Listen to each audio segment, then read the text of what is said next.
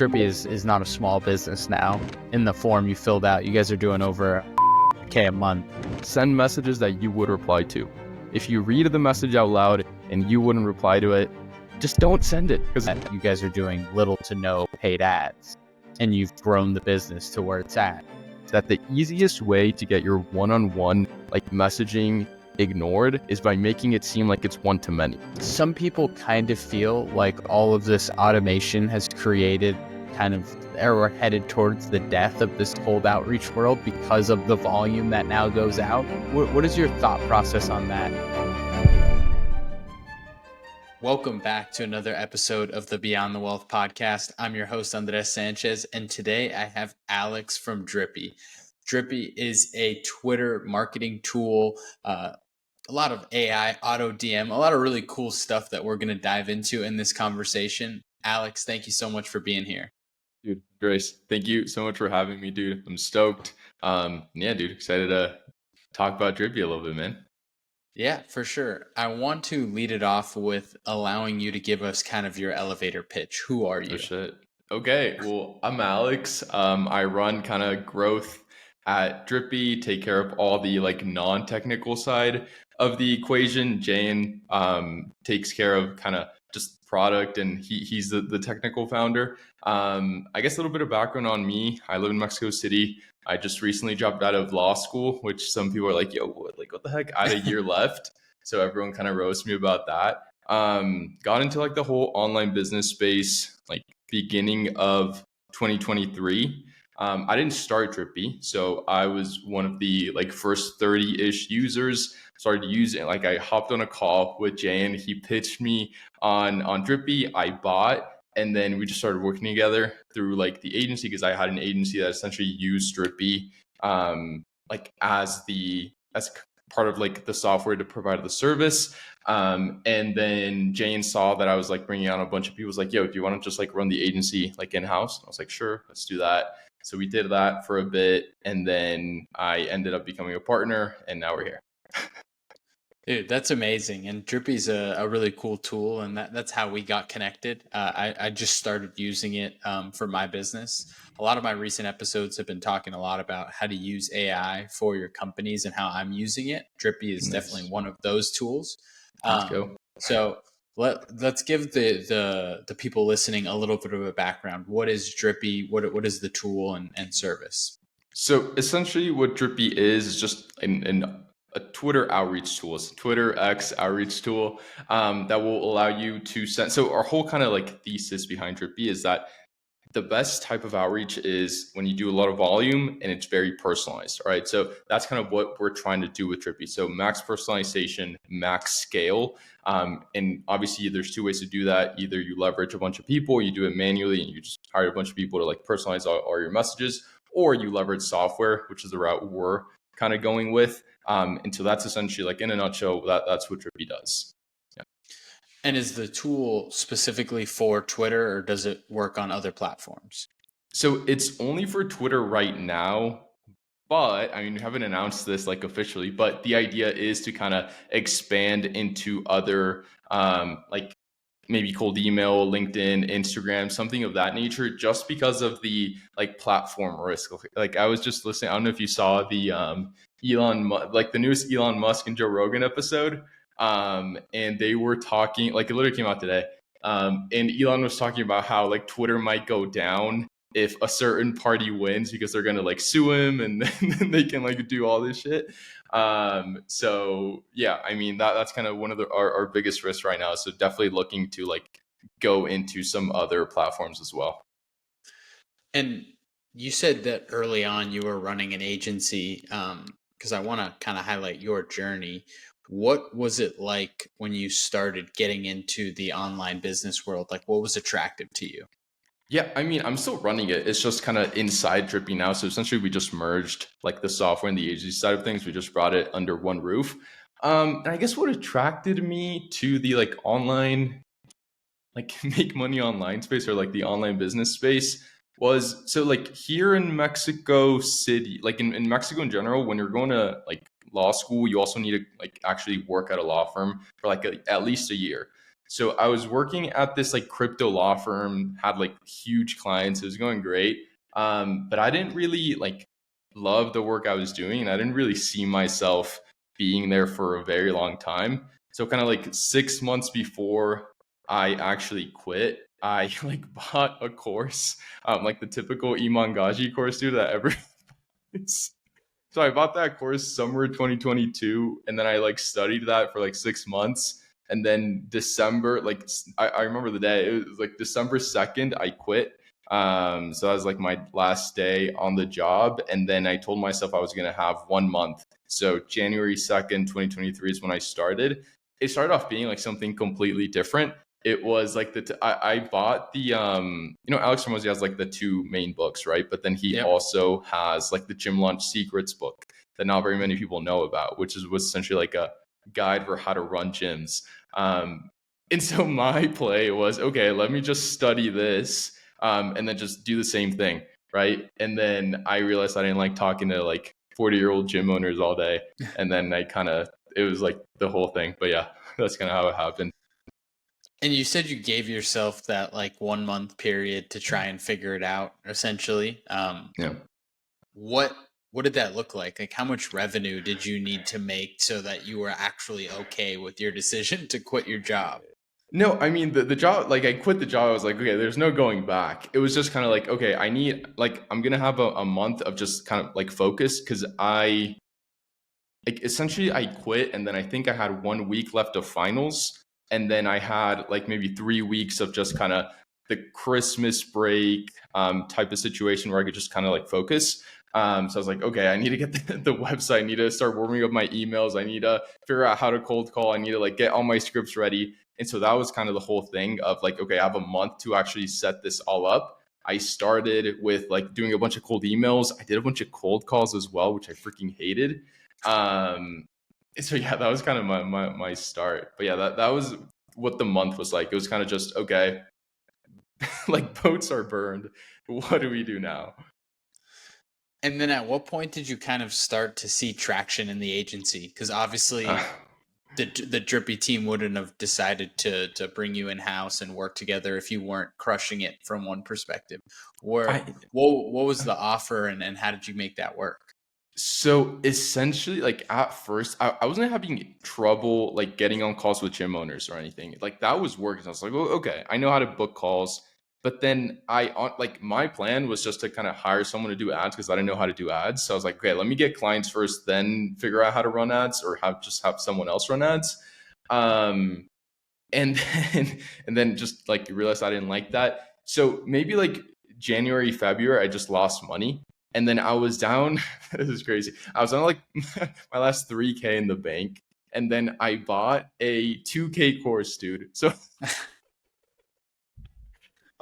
so I was like, okay, this is it. Like either I make this or I freaking have to go back to a law firm job.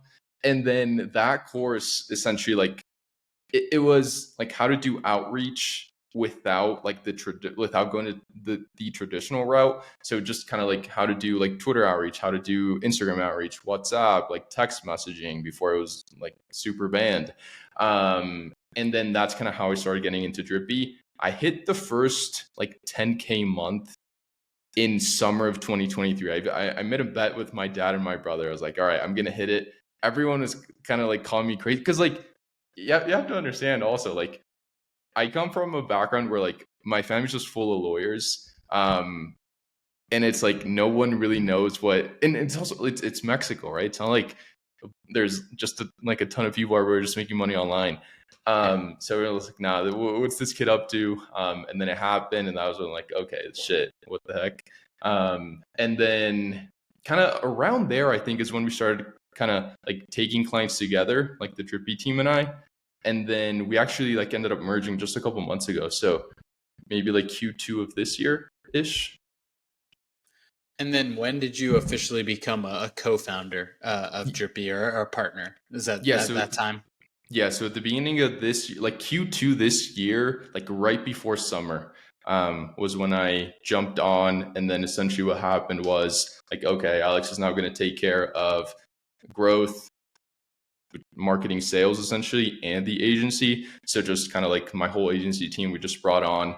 And then, yeah, so that's why you see me on like all the like Drippy YouTube videos, and kind of like all the marketing is just my face. And what's funny was like, I was the face of Drippy before I was even a part of Drippy. Like everyone just thought Drippy was mine. I was like, no, dude, I just love the guys at Drippy. But I don't like own it or anything. And then it just kind of made sense. And then we just got together. That's awesome. And I do want to give you a shout out because the way that we got connected, you obviously, Drippy is not a small business now. In the form you filled out, you guys are doing over 100K a month. So there's definitely a lot of users on the platform. So just to clarify on that, so the form was like, it said under 50. So we're not under 50. It was like under 50. And then the next option was like above 100K. So we're between the 50 to 100K. So we're not over 100K, but hopefully soon, dude.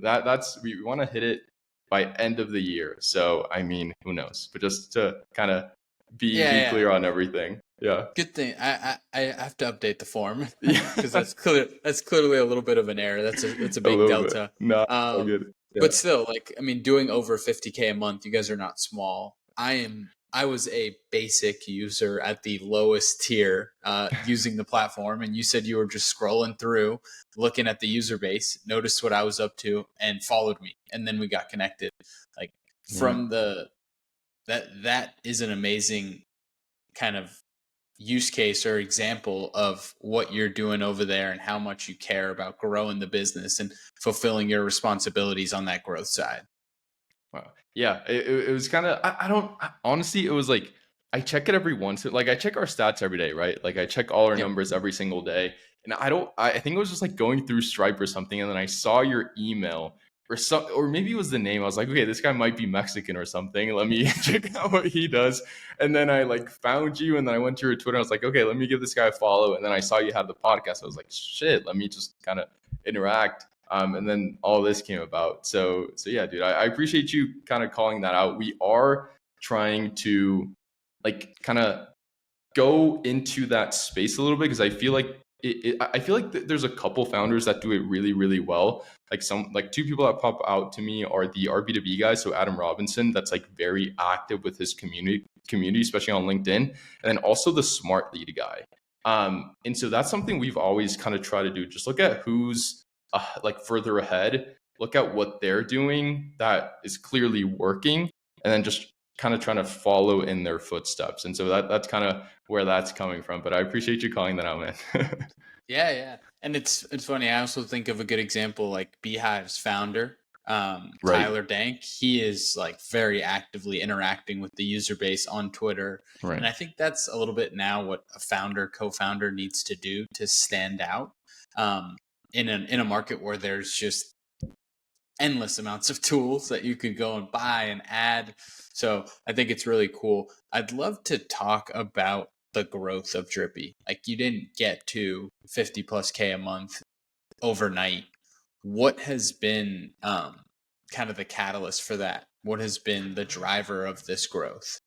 Honestly, it's been a bunch of things. We were stagnant for like the beginning of the year because they're like, essentially Jane was just kind of taking care of everything. He's a fucking beast. So he was kind of taking care of product and taking care of growth. And then when I joined, it was like, okay, now there's someone just kind of like just taking care of this and he can focus on what he's freaking amazing at, which is building a really sick product. And it's not like I had done growth before. I was just kind of like running the agency, but I don't know. I feel like I'm a quick learner. I really like this stuff. So it's kind of like, okay, let me just like dive deep into this. Let me just freaking put like 12 hours a day into this. And then it's kind of a combination of a couple things. Right now, I'm testing some really cool stuff that we can talk about. But kind of our main things are obviously Drippy, like outbound. So and this was actually Jane's idea. So the campaign that's been absolutely killing it for us is Jane made. So if you go to drippyleads.com, it's like a freebie site. And you can just get like 1,000 leads in your ICP. And so essentially we have like 120 Twitter accounts that are all like branded to Drippy, right? They're all verified. They're all sending a ton of messages every day. And our outreach is essentially like, hey, can I send you a list of 1,000? And then we use the AI within Drippy to look at who their ICP is. So it'll be like, hey, can I send you a free list of 1,000 doctors, lawyers, and accountants who might be interested in? And then again, we use the like Drippy AI like Drippy's AI features to look at what services they offer. So it's like, hey, can I send you a list of 1,000 doctors, lawyers, and accountants who are interested in your podcast production services? No strings attached, right? So that is working like super, super well. That brings in a ton of people. So that's one. We also do like cold email outreach, just like the traditional stuff. Something that really like increased our conversions a lot was essentially now we do like around 200 onboarding calls / demo calls every single month. And so we've just like gone really heavy into pushing people to actually hop on the onboarding call, depending on kind of where they're at. Either I take the calls or our customer support girl, Agostina, takes the calls. And conversions from calls just are killing it right now. So that's kind of another huge thing that we've implemented. Also a bunch of like email sequences. I feel like there's like not enough people talking about like SaaS email marketing, not necessarily like cold email, but SaaS email marketing as in like flows or like the onboarding sequence. And I've been studying, like Alex Becker has like some really old videos just talking about like his email sequences and how he runs stuff. So we've implemented a lot of that stuff. YouTube has been huge. We're doing a lot of short form content. We're posting a bunch of content on like Twitter, LinkedIn, pretty much everywhere. So yeah, it's kind of just all over we're not doing a bunch of ads like at all. We're spending like close to nothing on ads. It's just kind of outreach and organic. We get a lot of referrals too. So yeah, kind of all over the board. Yeah. Well, shout out Augustina because she did a call with me and she was there great. We go. There we go.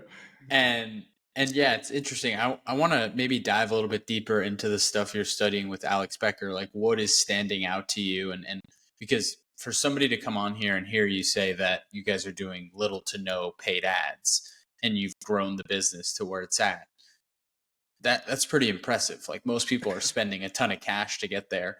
What about these other channels? Like, what is your advantage? Clearly, what you read from Alex Becker, some of the stuff you're implementing is a winning formula.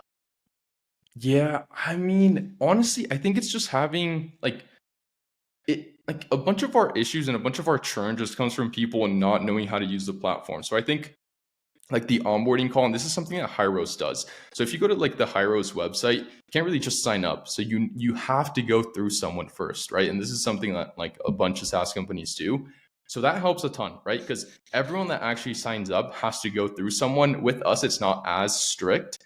Most people end up booking a call. Or honestly, not most, maybe like 35-ish% of people actually end up booking a call. But it like you can teach them how to use the tool before they even hop on the actual tool, right? Before they're even on the free trial. So that just kind of like just churn drastically decreases when people actually know how to use the tool. And then specifically with Alex Becker, I was kind of studying him because I didn't know how to run ads. So I was like, okay, let me figure out how to run ads. And then I came across, he has like this email sequence video.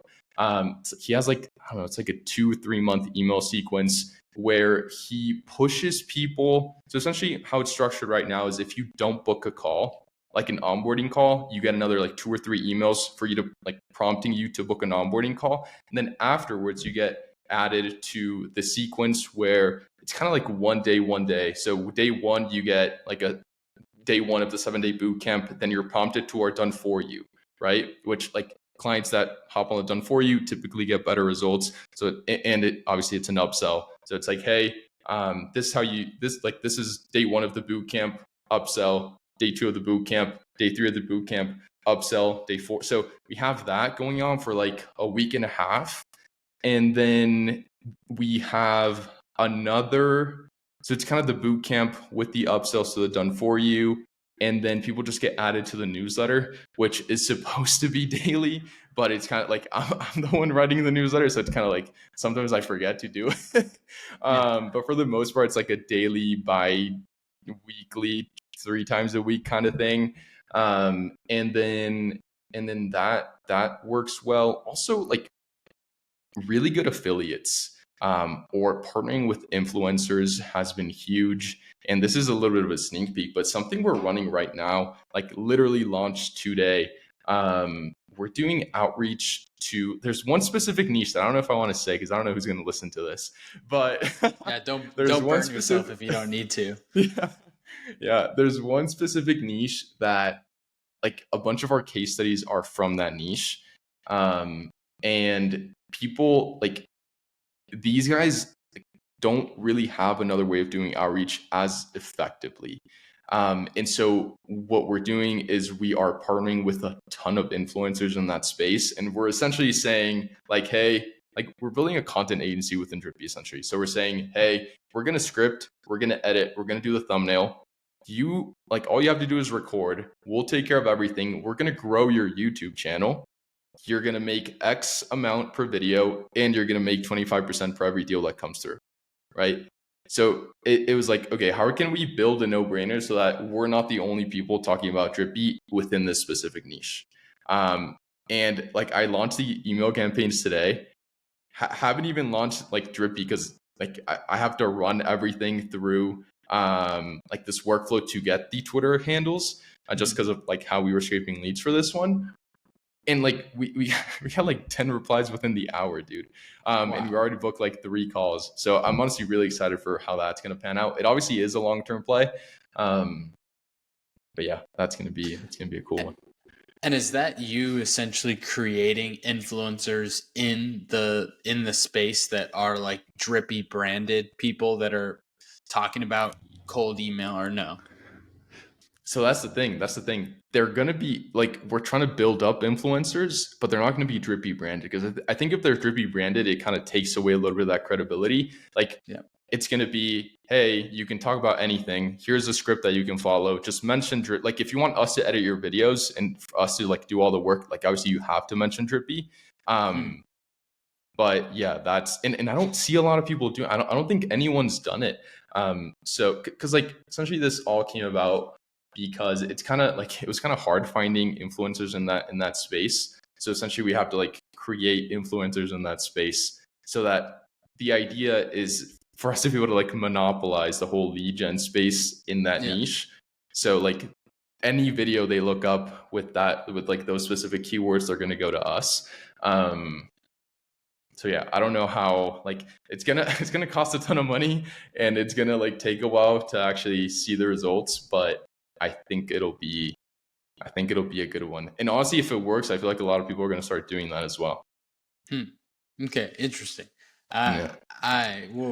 We could talk off camera maybe a little bit because I'm interested to hear like what the behind the scenes of that is gonna look like. Cool. But what do you think about? Obviously, now we're talking about like ways to reach out and ways to get in front of customers. What do you think now about this huge rise in newsletters and like buying ads within newsletters? Actually, my good friend Marketing Max runs this like huge newsletter and we bought ads with him once. Like newsletter ads are insane. Like I'm not even kidding. Those have been probably the highest quality calls we've ever freaking booked. Like I swear, like 10 calls came from that in like a week. And every single one of them was doing like 100K plus. And I was like, yo, what the heck? So yeah, no, I think it's like a great shout. They're not cheap, like at all. But yeah, no, they can be really good. Really good. Or at least they've been really good for us. Yeah. I've seen it's crazy because like obviously cold outreach, newsletters, email, like kind of all fall a little bit into a category. And the ability to just hit like on all these other platforms, you have to rely on the algorithm to push you out and hope that the video is actually good. To be able to just hit send and 100,000 people get notified or get the chance to read something is so powerful. And I think it's going to be one of the biggest booms when it comes to new places to buy ads if it already isn't.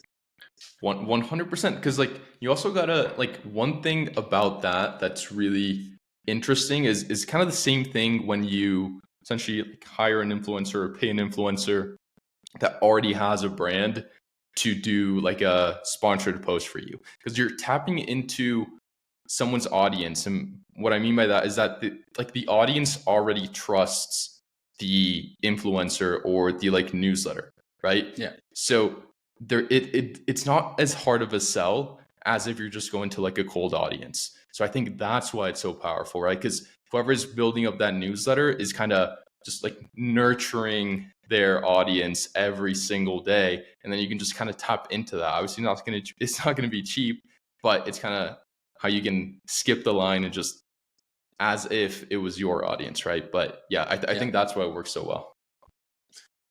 Yeah, no, I couldn't agree with you more.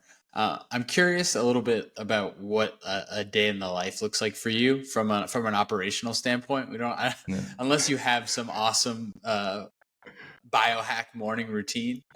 We could just talk. We could just keep it at like just business level. Like, what does your day to day look like trying to grow this business? So I don't have like the like super cool biohacking stuff. I'm just a big like whenever I wake up, I do try to like get in front of the sun just to kind of like trigger the brain to be like, okay, yeah, you have to wake up, water, salt, like lemon type of guy Yeah. as well in the morning. And then I try to be on my computer 7 to 10, no notifications, no nothing, just kind of my deep work block. And then depending on the day, so right now, Mondays and Thursdays, I don't take calls. It's just kind of like, okay, deep work. I check Slack 3 times on those days. And then I have a call with my assistant every day at 10 a.m. my time. So it's okay, I have 3 hours before my call with her. By that time, like the team's already pretty much taking care of a lot of the things within the agency, which is honestly what takes like, there's some things that I still do a bunch of things within the agency, right? And like clients still want me to be replying in there and everything. And like I'm down, like I love it. And then so essentially 7 to 10 deep work, 10 call with my assistant, 10:30 to 11 is kind of just taking care of Slack. And then Tuesday, Wednesday, Friday from 11 to 4, I take calls. And like tomorrow, like honestly, it's been a pretty cool hack because now just like my calendar is packed Tuesday, Wednesday, Friday, and there's no kind of like spaces in between, so I don't waste as much time. And then I can just focus Monday, Thursday, Saturday, Sunday on just deep work. And then after my calls, so 4 onwards, it's just deep work again. Then I try to go to the gym or like do jujitsu or something at night from like 8 to 10. So like right now ish. And then I try to be in bed by 11 and then wake up at 6:30 ish. And then just do the same thing every day. But yeah, that's kind of my day in the life right now. Yeah, I mean, that's a very organized schedule, and like being able to have the discipline to time block and stuff like that. Was it? I mean, I already kind of sure I know this answer, but for the people listening, like, was it always like that? What made you change and get very intentional about your time, and what were the benefits? You did mention a little bit, but what were the benefits that you started to see when you became very intentional about blocking time off for your calendar? I mean, I think I started like diving into like time blocking and stuff like that because like I I don't know, like at the beginning of this year, like I just dropped out of college like this summer, right? So for the past year and a half, I had been running an agency and going to law school at the same time. So I kind of like had to just become really good at like time blocking and managing my time. So that's kind of when it started to happen because like especially for finals, dude, it was just like the worst time ever. Um, but yeah, that's kind of when I learned to like be really good with my time. And obviously, it's like sometimes I like will wake up later or like will sleep like later than what I'm supposed to, and like my day will get all fucked up. But I typically do try to kind of be super strict with that because it does like I don't know, just having the days now when I don't have to take calls except for like the call with my assistant in the morning, dude, it's just so nice. Like it's so freaking nice to just be able to like sit down on your computer, be like, okay, from 7 to 10, like I can just work and there's gonna be no distractions. I know everything's gonna be taken care of, and if not, I'll be in Slack within the like in an hour. And like it's just so nice, and you can like essentially I have a list of like all my growth stuff that I want to do. And so I just kind of time block and be like, okay, this week I want to like implement this strategy. Okay. And then like all my deep work blocks just go to that. And it's just kind of been able to move everything forward so much faster than before, when it was kind of like, okay, my only deep work time is before 10 a.m. and then kind of like after like 5, 6 p.m. Right. And so, yeah, honestly, that's a huge hack. Shout out to my assistant, because she was the one who's like, hey, Alex, like your schedule is jam packed. Like people I used to work with didn't take calls on Monday or on Mondays. And then she told me, I was like, huh, that sounds like a good idea. Let me start doing that. And then I started doing that on Mondays, and then I just started kind of blocking my Thursdays out as well. And honestly, it's huge. Interesting. Yeah. Not taking calls on Monday. I I mean, agree. except Like, for this, right? yeah, right. Except for the, well, I don't know Except what for time it is you. your time, but 9. Yeah, I appreciate that. Yeah. Wow, that means the world to me. Okay, I'm curious about the outreach space in general. Obviously, we Yeah. talked off camera. I work in a 9 to 5, which is sales, and there's a ton of outreach, so I know how intense and how large of an industry this is. Some people kind of feel like all of this automation has created kind of, or we're headed towards the death of this cold outreach world because of the volume that now goes out. Yeah. What is your thought process on that, and kind of that the industry as a whole right now?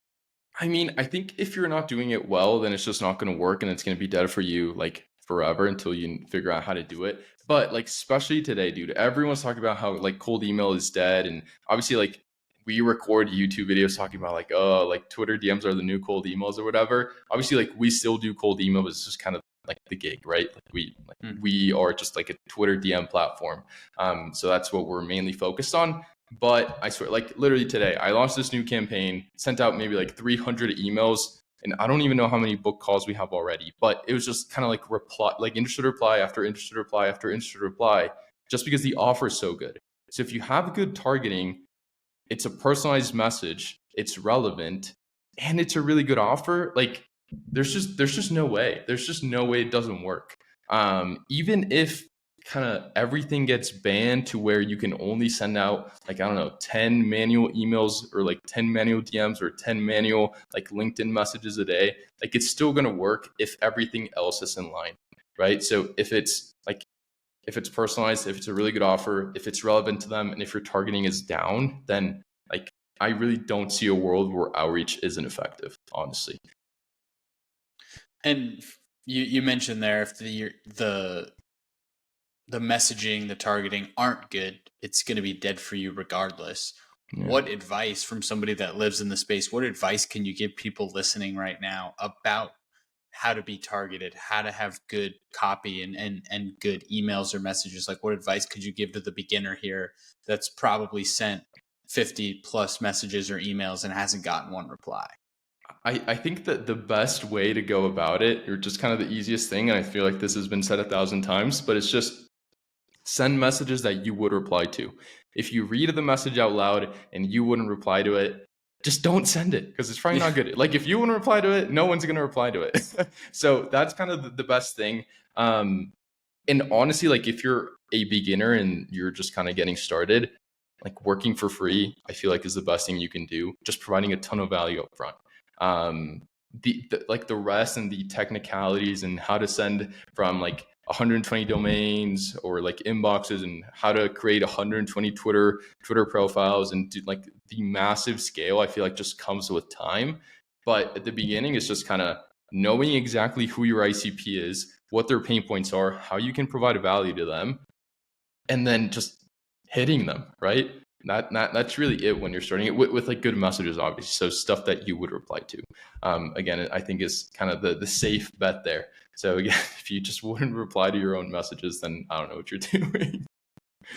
Yeah, I mean, I think that's just the brutal, honest truth. Like, Yeah. that's a very easy way to go and see if it's actually worth sending the message.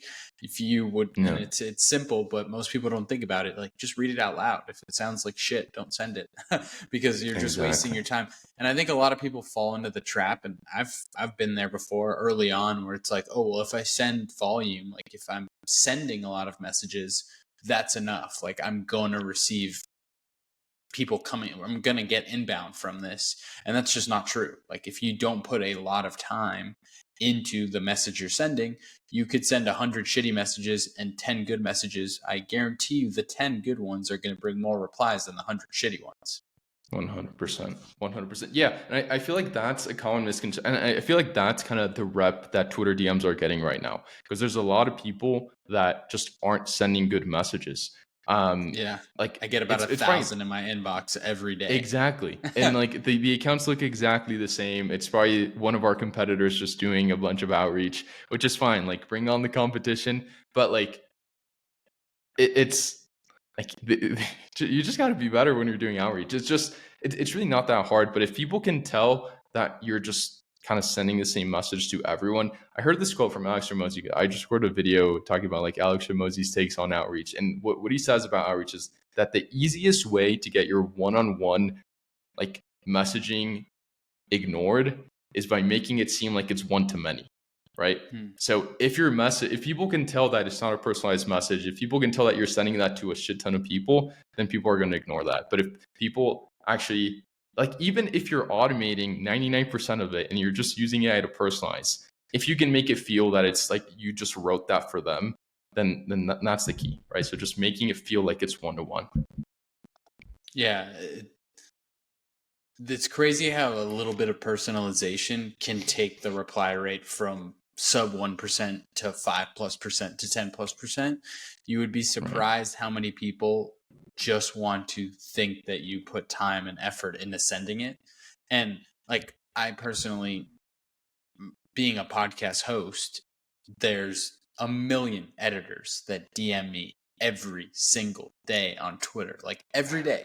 And I will answer every once in a while. Like if I'm in a good mood or if I see somebody with a pretty funny message or like something relevant, Right. I'll answer.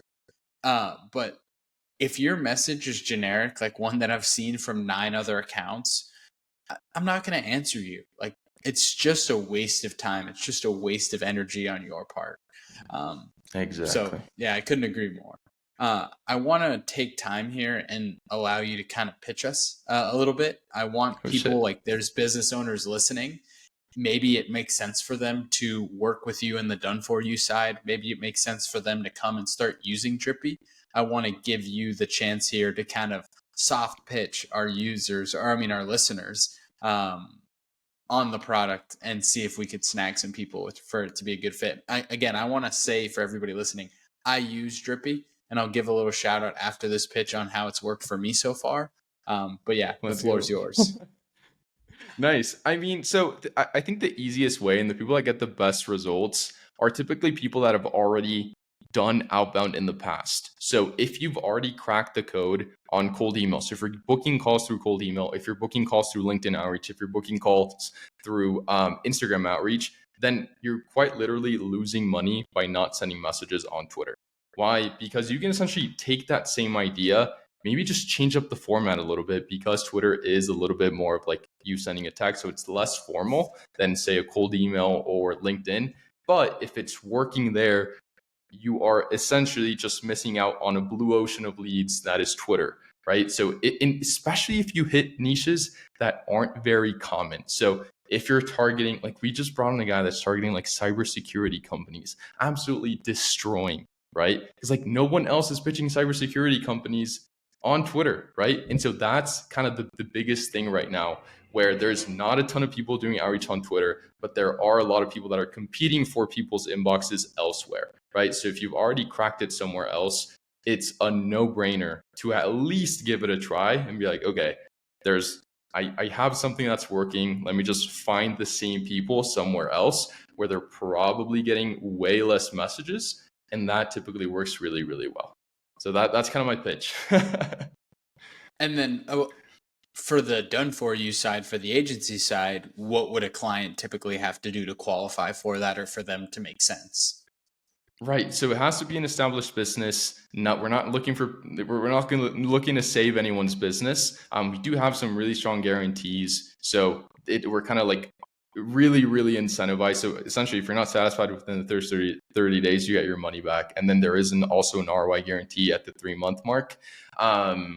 it's established businesses that already like that have a sales process in. Yeah, so it's not like having a sales process in place somewhere where we can feel comfortable being like, okay, if we give you this many booked calls a month, you're at least, at the very least, gonna make your money back, right? We just want to make sure we're throwing calls at someone that can actually close. And if you fit that criteria, then yeah. Obviously, like something we also don't do is we don't work with two people that target the same people or that target the same niche with the same offer, right? So we're working with a bunch of like agencies that target ecom, but none of those agencies offer them the same service, right? So that's another thing. So if your offer has already been taken, then then there's really not much we can do. Yeah. But other than that, yeah, we're game. Okay, awesome. And then to shout out Drippy from my perspective, Let's I go. obviously, you guys have heard me on other podcasts. Like, I'm a one-man show, basically. I need to automate as much as possible at the most cost-effective way. I've now talked about it. I'm trying to go on this crazy Q4 sprint and see how many CEOs and founders and co-founders I can interview before December 31st. For that, I need to send a lot of messages. So I was turned on to Drippy to kind of come on and see how I could start DMing a lot of my target audience via Twitter. And right now, I think I've already booked 5 or 6 guests in the last 2 weeks of just having the bare minimum sends a day off of one account. One of those was Dan Go. Dan Go, for people that know, is huge. He's got like 900,000 followers, and he answered my 10th DM that Drippy sends out on the first day that I signed up for the platform. And for anybody, I've DM'd Dan Go, hopefully next. Dan Go multiple times, and he responded to the Drippy automated DM. So Let's go. Shout out to Drippy from that perspective, and I love the tool personally.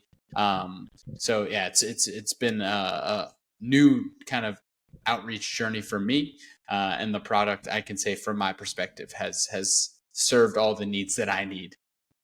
Let's go. Well, dude, I'm glad, and yeah, honestly, that what you said right there, about like getting a reply for someone with like how many followers, like 700K or something, 900K. Yeah, he's got. I think I have it here. He's got to have.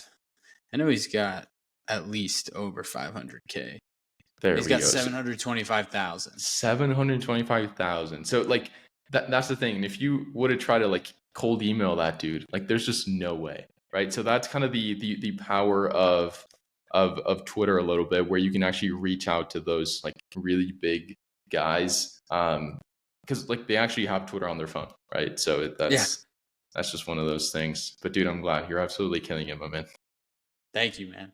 So kind of at the end of the conversation here, I want to ask a question, and it's always fun when it's a younger person like yourself, because there hasn't been that much time in between. But I'm curious, if you could go back and talk to the 18-year-old you, what would you tell them with everything that you know now? See, this is a good one, because like yesterday I went and had lunch at the house that I lived at when I first moved to Mexico City. Essentially lived with like another like 40 dudes, and there was like new kids there now. I honestly think that like just thinking for yourself is so huge, right? Because like, and this is like the typical thing, but just being able to kind of see things for what they actually are, and being like, okay, everyone's going this route. Why, like, is that the only way to do things? Can I not do things some other way? Just kind of like thinking, and then starting to think about how to make money online as early as I can. Because like if I had started when I was 18, like Drippy would be somewhere completely different. So just I think those two things. So like learning to think for yourself, and I think a huge one that goes along with that is just kind of learning as much as you can.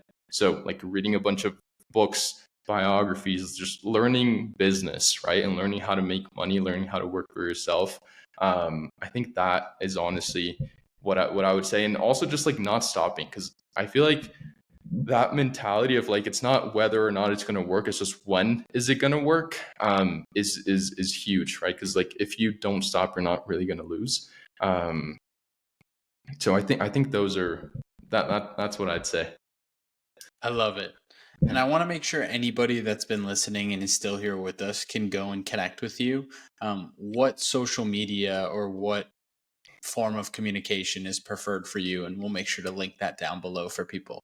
Appreciate you. I think the easiest is probably going to be my email, just because everywhere else I have my last name and it's just hard to spell. So my email is just alex@drippy.ai. But if you want to, probably I'll get back to you quicker on Twitter. So my Twitter is PENUNURI Alex. So Penunuri Alex, my last name, and then Alex. You're gonna find me there, or just like on YouTube, look up Drippy AI, and then you'll find us there.